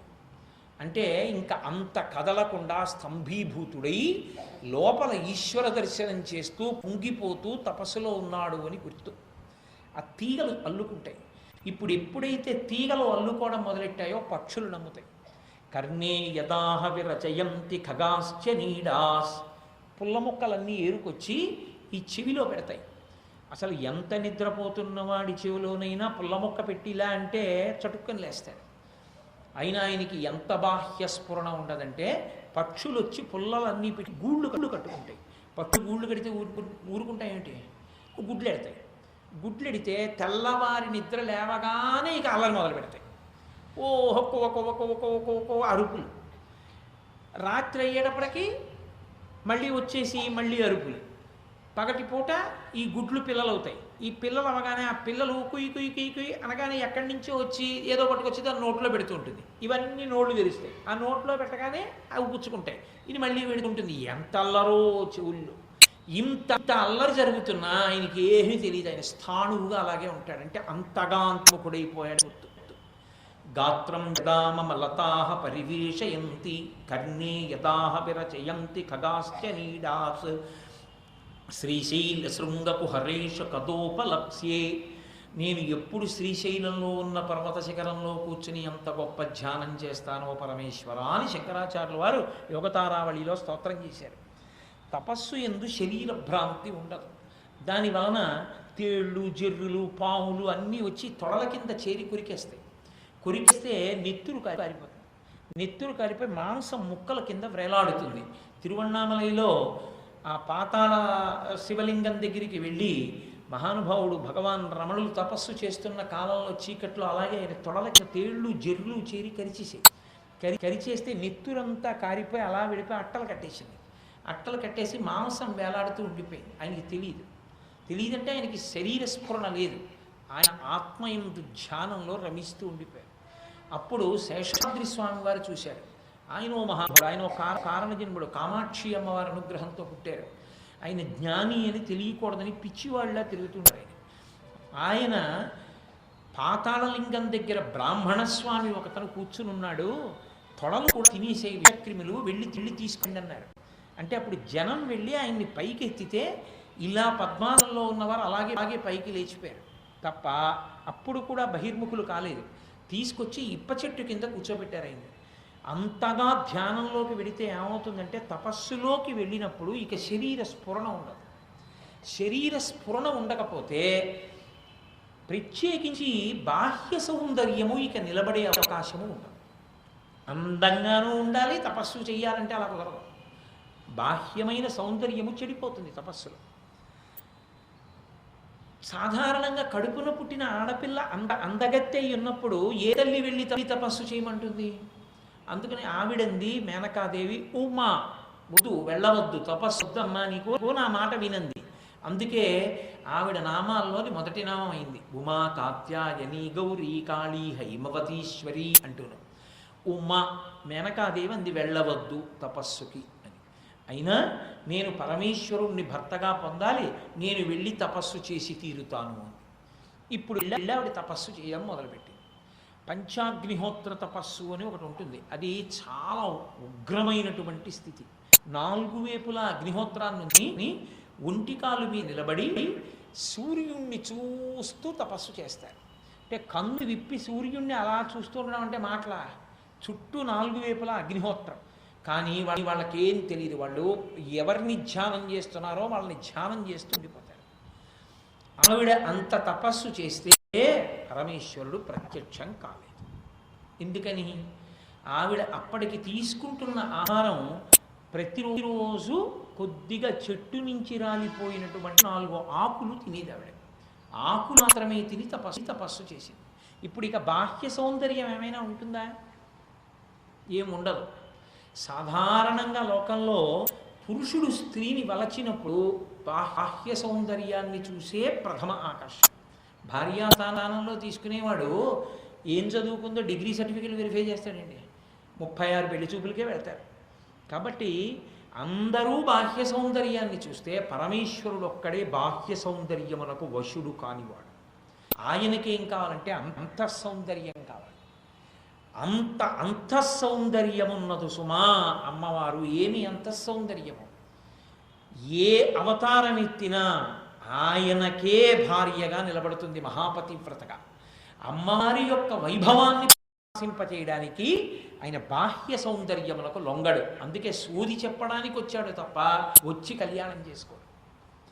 ఇప్పుడు ఆవిడ ఆకు తినడం కూడా మానేసి, ఆకులు తినడం కూడా మానేస్తే ఇంక ఏమిటి ఆవిడ దేహదారుఢ్యం ఉంటుందండి? వరడు అని ఒక మాట. వరడు అంటే ఏదో అస్థిపంజరంలా సన్నగా అయిపోవడం. ఒక చీపురు పుల్ల ఎలా ఉంటుందో అలా అయిపోయింది ఆవిడ. అంత సన్నపడిపోయింది. అపర్ణ అంటారు. అపర్ణ చాలా గొప్ప పేరు. ఆడపిల్లలకి పెట్టుకోవడానికి చాలా చాలా గొప్ప పేర్లలో అదొక పేరు అపర్ణ. ఎందుకంటే 3 అక్షరాల మీద ఉంటుంది, బేసి సంఖ్యలో ఉంటుంది, ఆడపిల్లకి పెట్టడానికి అనుకూలం. పైగా అపర్ణ తత్వాన్ని మీరు చూడాలి అని అనుకున్నారనుకోండి, అసలు అపర్ణాదిగా మీరు అమ్మవారిని చూడడం ఎక్కడా కుదరదు. అమ్మవారి స్వరూపంలో మీరు దేవాలయంలో చూడడం కానీ బొమ్మ గీయడం కానీ కుదరని రూపం అపర్ణ ఒకటే. ఎందుకో తెలుసా అండి? ఆకులు కూడా తినడం మానేసినటువంటి తపస్సమాధిలో ఉన్న అమ్మవారి రూపం ఎలా ఉంటుందో గీయగలగాలంటే వీడికి అటువంటి అనుభవం ఒకటి ఉండాలి. ఎవడికి ఉంది కనుక గీయడానికి. కాబట్టి అపర్ణాస్వరూపం దర్శనీయం కాదు, కానీ ఒక్కలా చూడచ్చు అపర్ణాస్వరూపాన్ని. శిశిర ఋతువులో చెట్లకి ఆకులన్నీ రాలిపోతాయి. ఆకులన్నీ రాలిపోయినటువంటి చెట్టు యొక్క స్వరూపంలోనే అమ్మవారు ఉంటుంది. అపర్ణ అంటే ఆకులు లేని చెట్టు. ఇప్పుడు నమో వృక్షేభ్యో ఆ చెట్టుగా ఉన్నటువంటి వాడే పరమేశ్వరుడు. చెట్టుకి ఆకులు లేని ఆమె పార్వతీదేవి. మళ్ళీ ఆ చెట్టు హరికేశేభ్యో ఆకుపచ్చతనాన్ని పొందిందనుకోండి, అప్పుడు మళ్ళీ పరమేశ్వరుడే. అపర్ణ సహిత పరమేశ్వరుడు ఆకులు లేని చెట్టు. మరి దానికి ఎండిపోయినటువంటి కొమ్మ ఉంటుంది. ఇంకేముందండి చెట్టు అనిపిస్తుంది, ఎండిపోయిన కొమ్మలతో ఉంటుంది. ఆ స్కందములే స్కందుడు సుబ్రహ్మణ్యుడు. అందుకే అసలు పరమశివుడు లేని ప్రదేశం లేదు అవతల బొమ్మన్నారు. ఎండిపోయిన చెట్టులో కూడా అపర్ణ స్కంద సహిత స ఉమా స్కంద పరమేశ్వర దర్శనం. అది శివవైభవం అంటే. కాబట్టి చెట్టు ఆకులు లేని తనంలో మీరు అపర్ణాతత్వాన్ని దర్శనం చేయవలసి ఉంటుంది. అంత గొప్ప తత్వం మహానుభావుడిది. అటువంటి అపర్ణాదేవిగా మారిపోయింది. మారిపోయి ఆకులు తినడం కూడా అనేసి పరమేశ్వరుడి గురించి ఘోరాతి ఘోరమైన తపస్సు చేస్తోంది. చిలికెత్తెలు చుట్టూ నిలబడి ఉన్నారు. బహుశः ప్రపంచంలో తన పెళ్లి తాను చెడగొట్టుకోవడానికి ప్రయత్నించిన ఏకైక మహానుభావుడు పరమశివుడు ఒక్కడే. ఎందుకో తెలుసా అండి, 2 పర్యాయాలు చేశాడు అలాగా. ఇప్పుడు ఆయన అంత సౌందర్యము ఆమె తపస్సు చేత, ఆమె ధృతి చేత, ఆమె నిర్ణయం చేత ప్రకటనమైంది. ఇంతకాలం రాకపోతే తన వంక తాను చూసుకుని, ఇంత తపస్సు చేశాను, ఇలా అయిపోయింది శరీరం, అయినా ఈయన రాలేదని కోపం ఉందా, యందు అంతే భక్తితో ఉందా చూడాలనుకున్నాడు. అనుకుని ఇంతకుముందు సోది కట్టే వేషం కట్టాడు, ఇప్పుడు బ్రహ్మచారి వేషం కట్టాడు. ఇప్పుడు ఒక శుద్ధ బ్రహ్మచారిగా మారి అమ్మవారి దగ్గరికి వచ్చాడు. బ్రహ్మచారిగా ఉండడం అంటే మనకి తెలుసున్న బ్రహ్మచారులు గారు.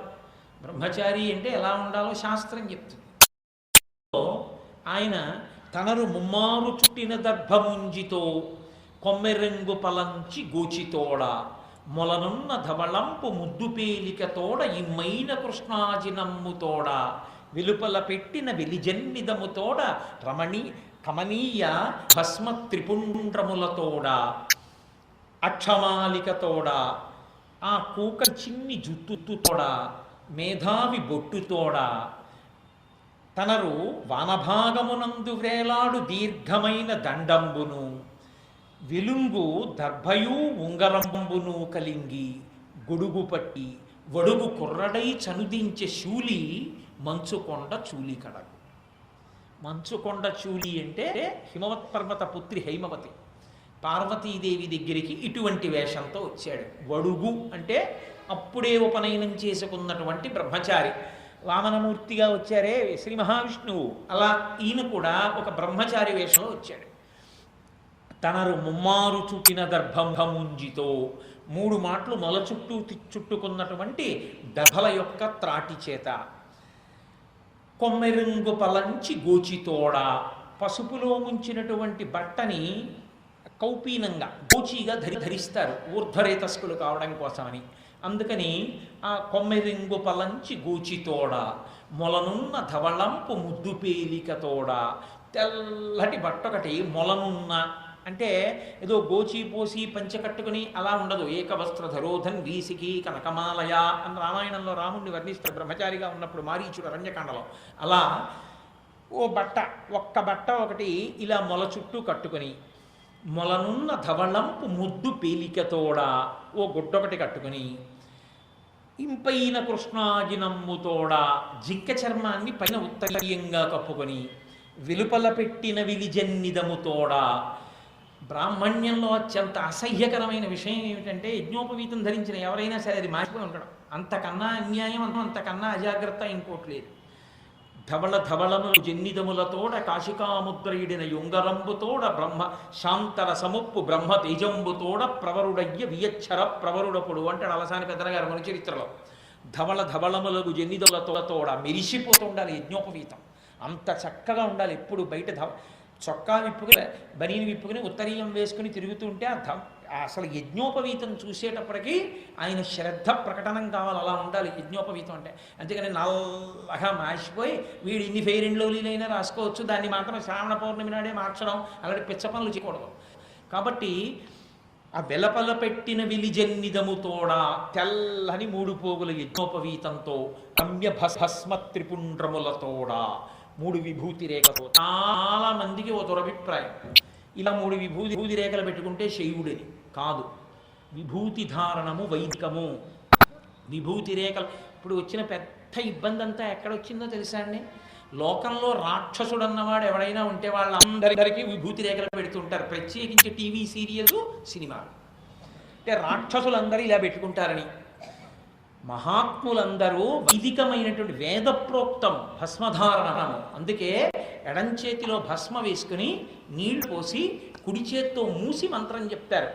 విభూతిం భూతకరీ పవిత్రజననీ పాపౌక విధ్వంసనీ సర్వోపద్రవనాశిని శుభకరీ సర్వార్థ సంపత్కరీ భూత ప్రేత పిశాచ రాక్షస గణరిష్టాది సంహారిణి తేజోరాజ విశేషమోక్షకరీ విభూతి సదాచార్యతాం అని.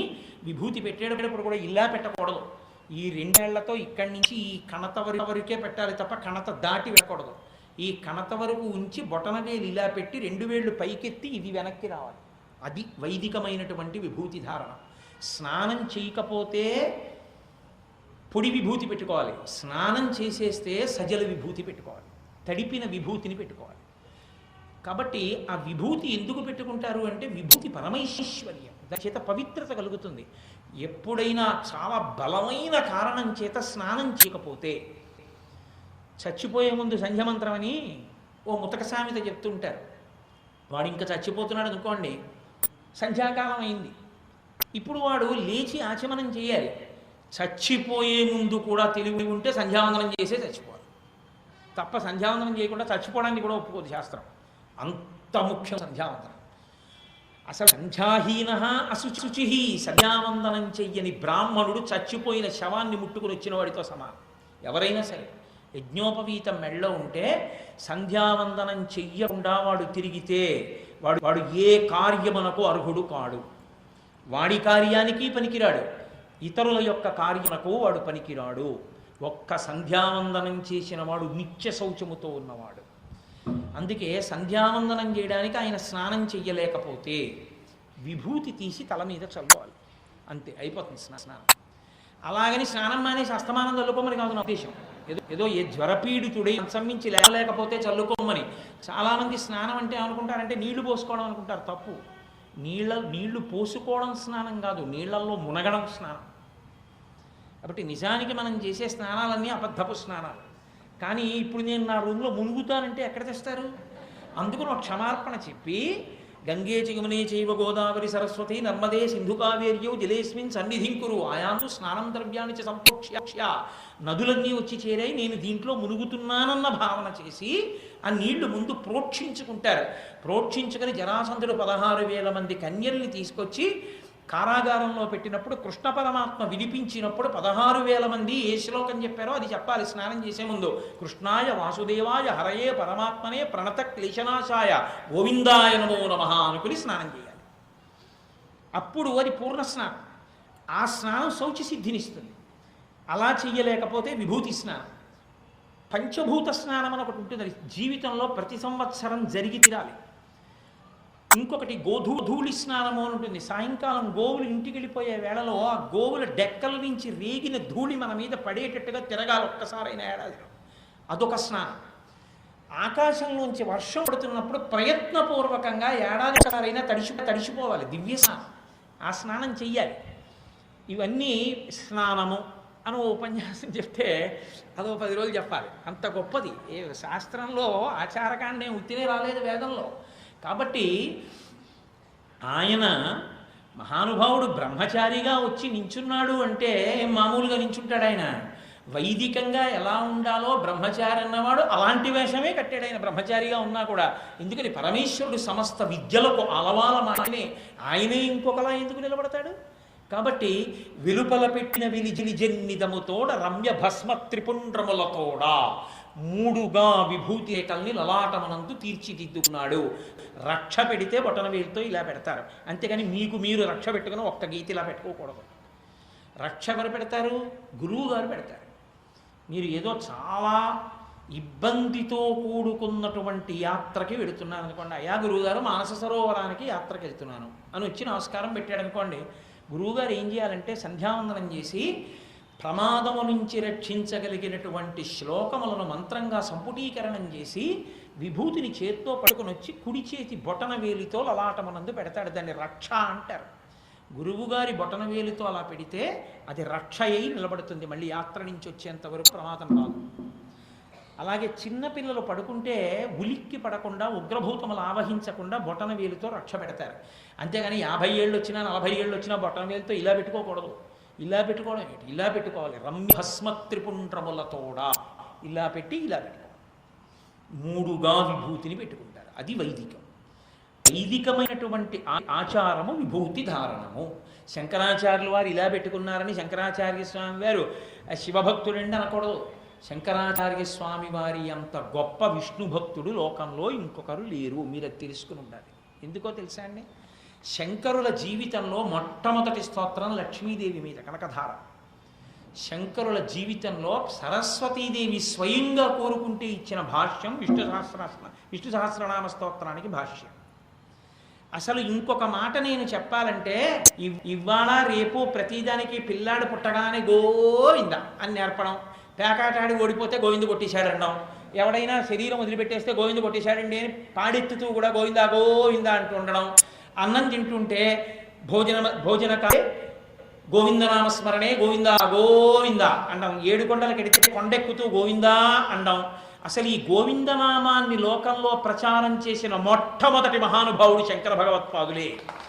భజ గోవిందం భజ గోవిందం గోవిందం భజ మూఢమతే చెప్పింది శంకర భగవత్పాదులు. ఆయన చెప్పారు గోవిందాను గోవిందాను గోవిందాను అని చెప్పినటువంటి వారు. హరనామాన్ని లోకంలో ప్రఖ్యాతికి తీసుకొచ్చినటువంటి వాడు జ్ఞాన సంబంధన ఆయన. ఆయన హరనామాన్ని తీసుకొచ్చాడు, శంకర భగవత్పాదులు గోవిందనామాన్ని తీసుకొచ్చారు.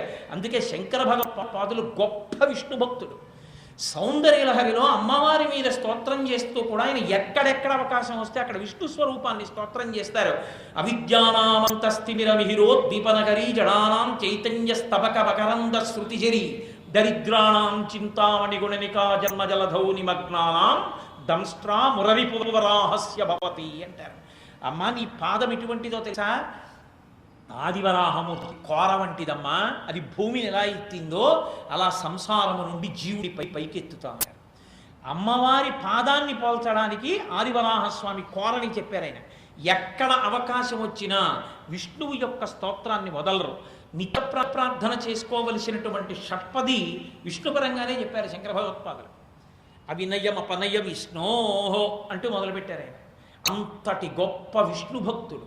అంతేగాని విభూతి ధారణ చేసిన వాళ్ళందరూ శివభక్తులు అనకూడదు. విభూతి ధారణము వైదికమైన ఆచారకాండ. వైదికమైనటువంటి ఆచారములలో విభూతి ఒకటి. అది పసిపిల్లలని వృద్ధుల వరకు విభూతి ధారణం చేస్తారు, చెయ్యాలి కూడా. ద్రవిడ దేశంలో ఇదే ఆడపిల్ల అత్తవారింటికి వెళ్ళిపోయేటప్పుడు ఆ నడువుకి కట్టి అందులో బియ్యం అవి పోస్తారే, అందులో కాస్త విభూతి కూడా వేసి పంపిస్తారు, మహదైశ్వర్యం అని. కాబట్టి రమ్య భస్మ త్రిపుండ్రములతోడ ఆ లలాటమునందు మూడుగా ఉన్నటువంటి విభూతి రేఖలతో ఎవరు మళ్ళీ మర్చిపోకూడదు, బ్రహ్మచారిగా వచ్చిన పరమశివుడు. కాబట్టి వెలుపల పెట్టిన వెలిజన్నిదముతోడ రమ్య భస్మ త్రిపుండ్రములతోడ ఆయన అక్షమాలికతోడ, బ్రహ్మచారి కాబట్టి చేతిలో ఒక అక్షమాల పట్టుకున్నాడు. అక్షమాల పట్టుకుని తిప్పుతున్నాడు దాన్ని. అక్షమాలికతోడ ఆ చిన్ని కూకటి జుత్తుతోడ గుండు పూర్తిగా చేయించాలనుకోండి సన్యాసి అయిపోయాడని గుర్తు. సన్యాసి అయిపోవడం అంటే కాషాయం కట్టుకోవాలి, అంతా పట్టుకెళ్ళి భగవంతుని యందు న్యాసం చేసేయాలి. ఆయన సన్యాసి, ఆయనతో పోల్చడం ఎందుకు? సన్నాసి అయిపోయాడు అనాలి. పూర్ణమనం చేయించుకోకూడదు గృహస్థు. ఎప్పుడూ శిఖ ఉండాలి. శిఖ లేకుండా అది ఎవరో బ్రాహ్మణులో ఎవరో ఇంకో కులం వాళ్ళు అని మీరు అనుకోకండి. సనాతన ధర్మమునందు ఎవ్వరికీ పూర్ణముండనం చేసే అధికారం లేదు. ఎప్పుడూ చేసుకోకూడదు. అంతకన్నా అనాచారం లోకంలో ఇంకోటి లేదు. ఎప్పుడైనా ఈశ్వరుడికి తలనీలాలు ఇస్తే శిఖ ఉండి తీరాలి. శిఖ లేకుండా ఉండడానికి వీలు లేదు. కావాలంటే కోటేశ్వరారు అబద్ధాలు చెప్పాడేమో అని అనుకుంటే మీరు వేదంలో శిఖా ప్రాముఖ్యం గురించి వంటి మంత్ర వ్యాఖ్యానములను చూడవచ్చు. చౌలము అని చేస్తారు. ఉపనయనం చేయడానికి ముందే చౌల సంస్కారం చేస్తారు. ఆ చౌల సంస్కారం చేసినప్పుడు శిరోముండనం చేసి పిలక ఉంచుతారు. ఇక అక్కడ నుంచి ఎప్పుడూ పిలక తీయకూడదు. పిలక తీసేసాడు అంటే ఒక్కసారే తీస్తాడు. ఎప్పుడంటే సన్యాసాశ్రమ స్వీకారం చేస్తే శిఖని తీసేస్తాడు. శిఖ తీసేశారు అంటే సన్యాసాశ్రమాన్ని పుచ్చుకున్నాడు అని గుర్తు తప్ప అసలు శిఖ లేకుండా ఎప్పుడూ ఉండకూడదు. గుండు చేసుకుంటే శిఖ ఉండాలి. కాబట్టి ఆ చిన్న కూకటి జుత్తుతోడా అన్న మాటకు అర్థం అది. చిన్న అందమైన పిలకుంచుకున్నవాడు అని గుర్తు. ఆ చిన్న కూకటి జుత్తుతోడ మేధావి బొట్టుతోడ. మేధావి బొట్టు ఏమిటండి? మేధావి బొట్టు, విద్యలేని వాడి బొట్టు ఇన్ని ఉంటాయా? కాదు. మేధావి బొట్టుతోడా అన్న మాటకు అర్థం ఏంటంటే బొట్టు ఎందుకు పెట్టుకోవాలో తెలుసుకుని పెట్టుకున్నవాడు అని గుర్తు. సనాతన ధర్మమునకు ప్రాణమంతా ఎక్కడ అంటే పునర్జన్మ సిద్ధాంతాన్ని అంగీకరిస్తారు. మళ్ళీ జన్మ ఉన్నది. ఈ జన్మలో నువ్వు సాధన చేసి జ్ఞానమును పొంది మోక్షమునకు వెడితే ఏమో, లేకపోతే పుణ్యం ఉన్నా పాపం ఉన్నా పుణ్యపాపములు రెండూ ఉన్నా అనుభవించడానికి మళ్ళీ ఏదో ఒక జన్మ ఎత్తాలి. పునర్జన్మ సిద్ధాంతం మీదే సనాతన ధర్మం అంతా ఆధారపడి ఉన్నది. ఇక నీకు జన్మ లేదు, నీ పాపాలన్నీ నేను గుచ్చేసుకుంటానని అనరు సనాతన ధర్మంలో. నీ బుద్ధి చేత నిన్ను సంస్కరించుకుని భక్తితో ప్రవర్తించి జ్ఞానాన్ని పొందు తప్ప నీ పాపాలన్నీ కడిగేయడానికి నేనున్నాను, లేకపోతే నా దగ్గర ఏదో ఉంది, ఇటువంటి మాటలు చెప్పరు. నిన్ను నువ్వే ఉద్ధరించుకోవాలి. ఉద్ధరేణాత్మనాత్మానం తప్ప నీ కోసం ఎవరో ఏమీ చేయరు. నేను నీ కోసం పూజ ప్రార్థన చేసి తీసేస్తానని చెప్పరు. నువ్వే బాగు చేసుకోవాలి. నీ కర్తవ్యం నీ మీదే ఉంటుంది. కాబట్టి ఆ పాపం కానీ పుణ్యం కానీ ఉందా అనుభవించడానికి మళ్ళీ పుట్టాలి. పునర్జన్మ సిద్ధాంతము ప్రాణము. ఆ పునర్జన్మ సిద్ధాంతమును నేను అంగీకరించాను సనాతన ధర్మాన్నని చెప్పడానికి గుర్తు బొట్టు పెట్టుకుంటాడు. అది మేధావి బొట్టుతోడా. ఆ బొట్టు లేకపోతే వాడు సనాతన ధర్మ సిద్ధాంతమును అంగీకరించలేదని గుర్తు. అందుకే దేవాలయ ప్రవేశం చేయించకూడదు, ధ్వజస్తంభం దగ్గరికి రానివ్వకూడదు. అటువంటి వారితో పూజా పునస్కారములు చేయించరు. ఎందుకంటే సనాతన ధర్మాన్ని అంగీకరించలేదు. అసలు అంగీకరించాడని గుర్తేమి అంటే బొట్టు పెట్టుకుంటారు. కాబట్టి మేధావి బొట్టుతోడ ఈ మూడిటిని బ్రహ్మచారి తప్పకుండా ధరించి ఉండాలి. బ్రహ్మచారి ఏమి అందరూ ధరించి ఉండాలి. కాబట్టి అక్షమాలికతోడ, ఆ చిన్న కూక జుట్టుతోడ, మేధావి బొట్టుతోడ, ఎడమకేల తనదు పొడుగైన దండంబుతోడ. ఏవైనా ప్రాణులు బ్రహ్మచారిని చెనకడానికి మీదకొస్తే రక్షించుకోవడానికి గురువుగారు దండం ఇస్తాడు. ఆ దండాన్ని చేత్తో పట్టుకోవాలి. సన్యాసి అయితే జ్ఞానదండం పట్టుకుంటాడు.